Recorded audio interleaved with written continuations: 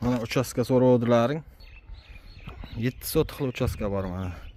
Yo, mana kanal, tollarni ko'rib turibsizlar. Qo'ron kanal, mana Lutfiy dom.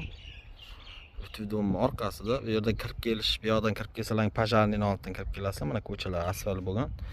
Dalshi davom etyapti, asfalt bo'lishdi. Bu yoq tarafdan uning oldidan kirib kelasizlar. Madaniyat to'g'risidan, Raygazi ko'chasidan. Mana shu uyimiz sotiladi. Uy ixcham, hamma sharoit qilingan. Hozir kirib ichlarini ko'ramiz. Uy ham nima deydi? Tixa joy. Nima deydi? Shovqin yo'q. Nar taraflar suv. Hozir kirib ko'ramiz. Mana hovlimizda ko'rinishi. Mana kirganda birinchida kuxnya qilib qo'yilgan mana bu yerda. Yana kuxnyani ko'rib ketamiz. Mana kuxnyalari.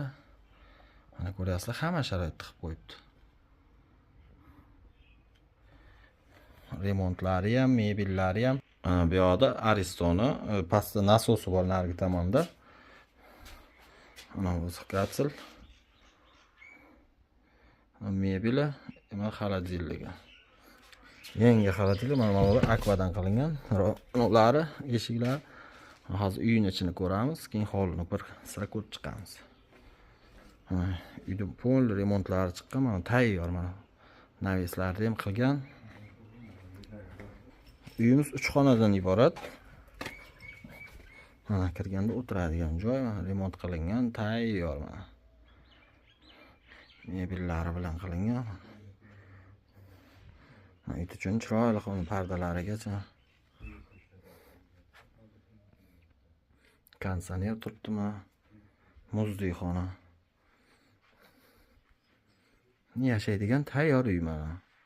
Narx-navosini kelishsa tayyor uy mana. Shahar ichida. 3 xonali uy. Lutfiy domning orqa tarafida. Bu yoqda ham bitta xona bor.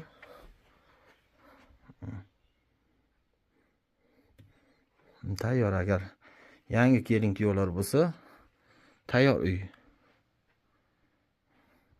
Mana. Gilamlari ham mos to'shalgan. Hozir tashqarisini ko'ramiz.